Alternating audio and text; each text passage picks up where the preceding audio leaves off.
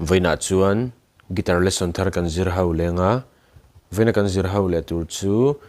Lalrinmawia Tawnmang lunglen ti hla sakha guitar Perhdan kan zir hawang helai ke po first fret a karon vuadona G in kan langa sang a C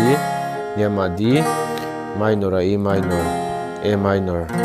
chuan G7 hi kan hmang zewang a chuan D7 hi kan hmang zeu bokang tin kan strumang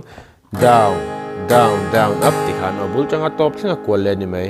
zan tiang ka tawnmangan kalau tong che sing ti khan ma na na na na na chan zai re kan relo chuan a thunu na khan na na na na katan vulvela o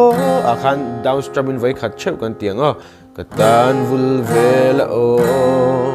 lim ten leng du nila ngay na par vulai min khia ala katan ya kalo makinge yang doa tikana down up down up down up down up down down down up down up down up down up down up down